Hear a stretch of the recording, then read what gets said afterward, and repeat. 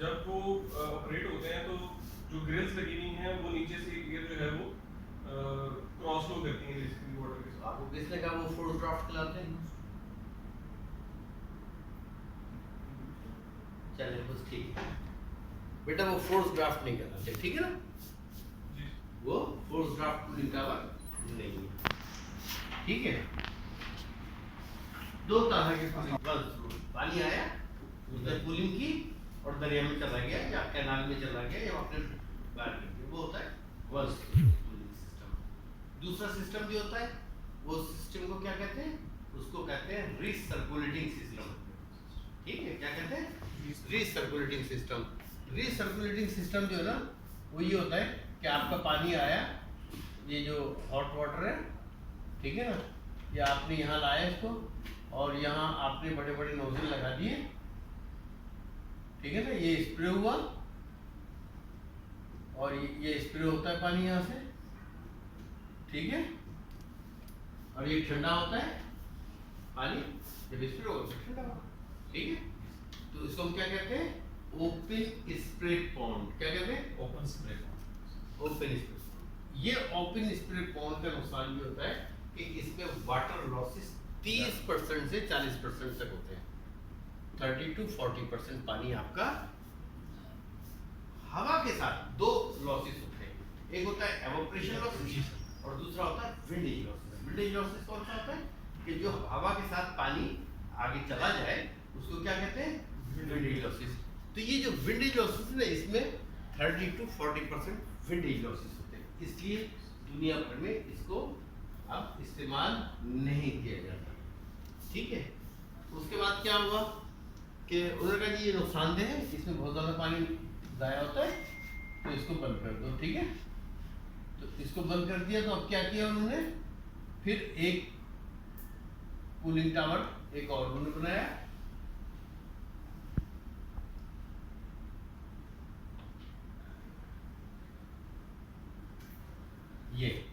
ये आपने ऊपर से पानी स्प्रे किया और नीचे से किसी आपने एक पंखा लगा दिया बड़ा, इसने ये हवा फेंकी, ये हवा ऊपर से ये पानी गिर रहा है, ये हवा इसको ठंडा करती हुई बाहर निकल गई। इसको क्या कहते हैं?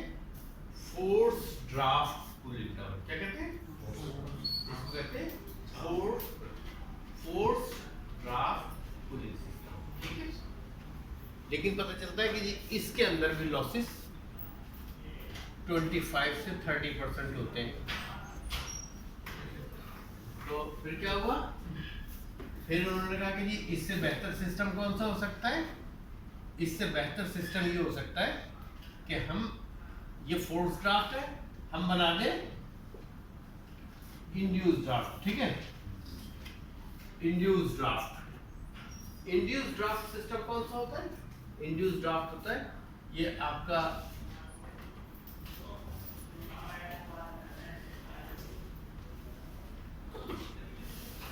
ये ऊपर इन्होंने फैन लगा दिए, ठीक है? ऊपर फैन लगा दिए, ये ऊपर से जो हवा आप नीचे से खींच रहे होते हैं ना उसको क्या कहते हैं? Induce draft. क्या कहते हैं? Induce draft. Induce draft. फिर आप क्या करते हैं? इसमें दो तरह के होते हैं इंड्यूस ड्राफ्ट। कितने किस्म के होते हैं? दो तरह के। पहला होता है जिसको हम कहते हैं क्रॉस फ्लो, ठीक है? क्या कहते हैं? Cross flow. क्रॉस फ्लो कौन सा कूलिंग टावर होता है? जिसमें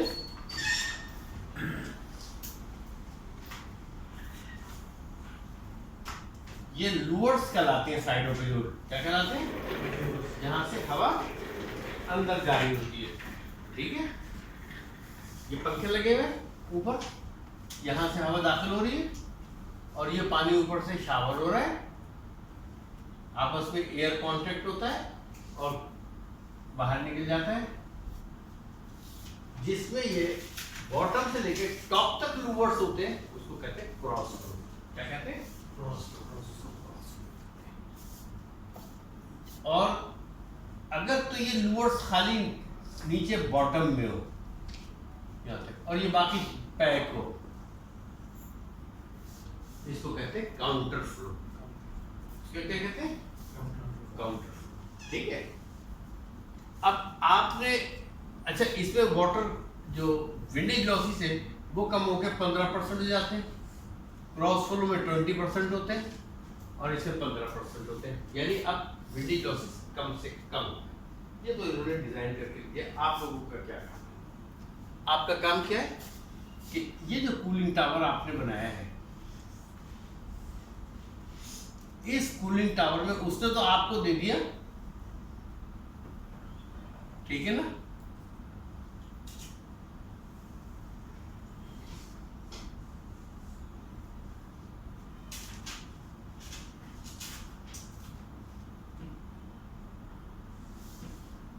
उसने तो आपने कूलिंग टावर दे दिया। उसने कहा जो ये पानी आप दे रहे हैं गर्म, इसका 42 या 43 डिग्री सेंटीग्रेड टेम्परेचर, ठीक है।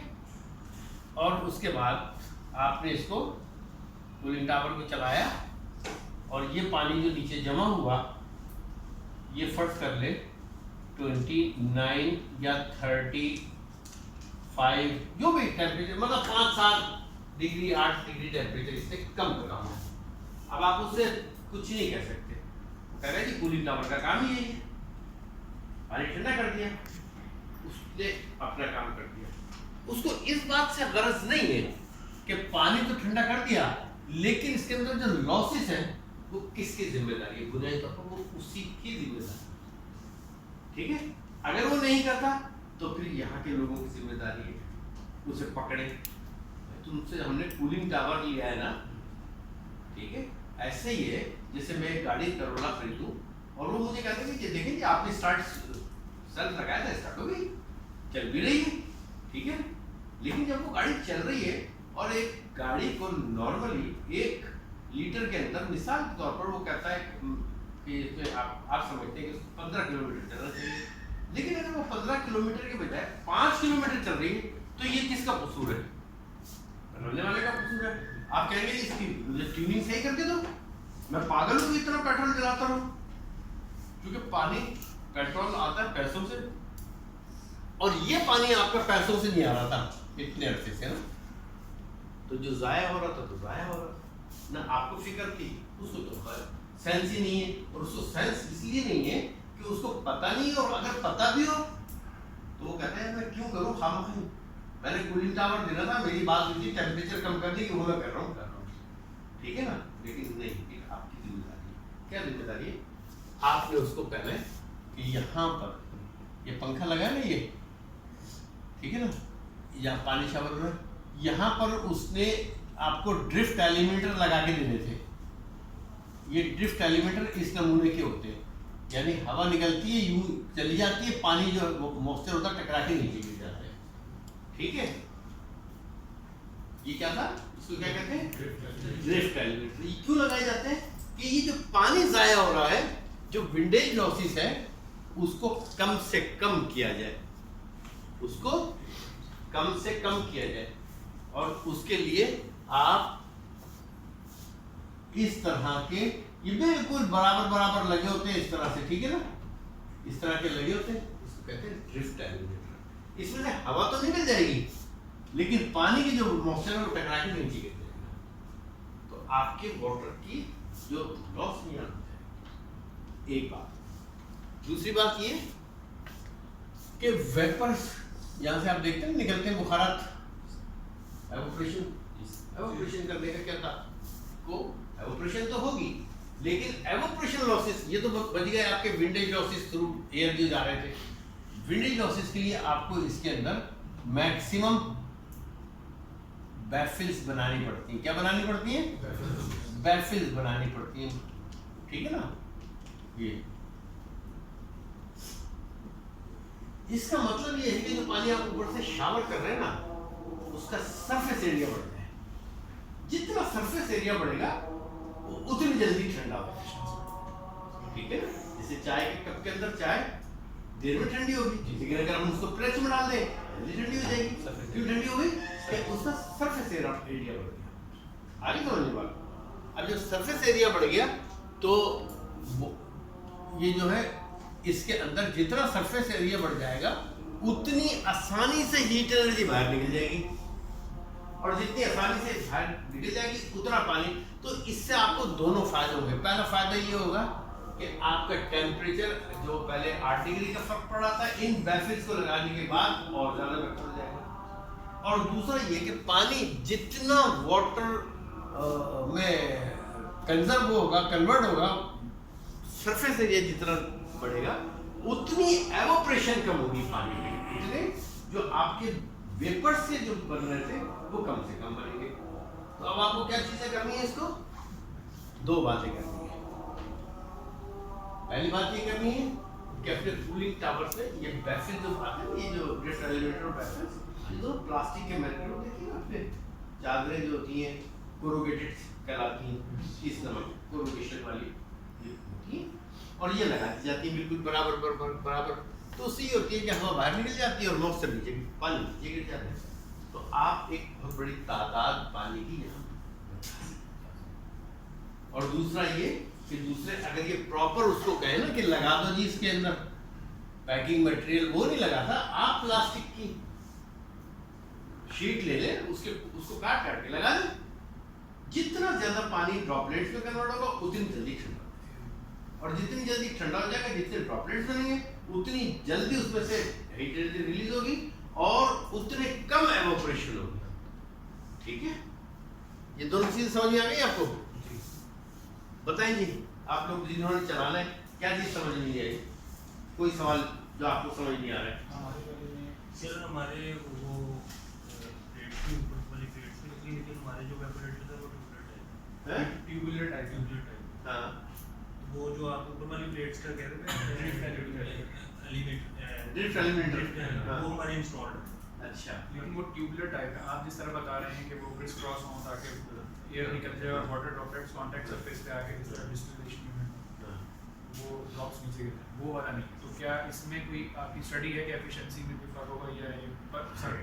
जितनी ज्यादा कोरुगेशन होगी ना उतना ज्यादा कंजर्वेशन होगा। इसमें कोई रॉकेट साइंस नहीं है। सर जो हमारी ट्यूब कॉइल है ना, उसमें इतनी स्पेस नहीं है कि भी, क्योंकि लार्ज नंबर ऑफ तकरीबन 4 से 5,000 फीट पाइप है एक हमारे वेपोरेटर, एक मैनीफोल्ड मैनीफोल्ड। अच्छा, मैंने जी मैनीफोल्ड। अच्छा, तो वो नीचे उससे ऊपर कितना स्पेस है? उससे है तकरीबन सर 2 फुट का स्पेस। 2 फुट का है ना? मल्टीपल कर सकते हैं। आप 2 फुट का ना? हम उसमें सर वो 4 इंच की एक लेयर, हाँ जी 4 इंच की एक आप लेयर है हमारे। आप ऐसा कर सकते हैं, तो आसान सी बात है ना। ये आपका वो है ना, और यहाँ आपकी वो ट्यूबवेल लगी हुई जी है, ऐसे जी जी सर। ऐसे लगी है ट्यूबवेल, आप यहाँ कोरुगेशन लगा सकते हैं ना। सर ऑलरेडी एक 4 से 5 इंच का पैड लगा हुआ है कैरोगेशन का। लगा हुआ है, हाँ जी, प्लास्टिक का भी है और मेटल के भी। अगर लगा हुआ है तो अच्छी बात है। तो उसको हम अगर हमारे इस तरह वेपोरेशन हो और पानी बाहर गिर रहा है तो हम डबल कर सकते हैं, तो ये स्पेस है हमारे है स्पेस, जितना ज्यादा कर सकते हैं कूलिंग टावर के एवोपरेशन विंडी लॉसेस उतने कम। पास। ठीक है ना? और कोई चीज समझ नहीं आई?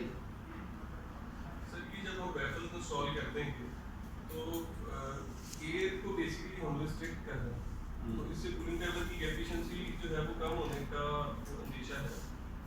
एयर, ये एग्जॉस्ट फैन यहाँ चल रहा है, जी सर। ये आईडी फैन है ना, एग्जॉस्ट फैन समझ लें, यहाँ चल रहा है ना, एयर यहाँ से दाखिल हो रही है, ठीक है ना, दाखिल हो रही है ना एयर, और ये पंखा भी मुस्तकिल चल रहा है। जो एयर अंदर दाखिल होगी वो बाहर निकलेगी या नहीं निकलेगी? जब ये अंदर हवा दाखिल होगी, बाहर का जो एटमॉस्फेरिक प्रेशर है वो 1 kg, राइट? कितना है? 1 बार 1 kg होता है। ये आप एग्जॉस्ट फैन चलाते हैं, इसका या तो 1450 आरपीएम होता है या 3000 आरपीएम। कितने आरपीएम है?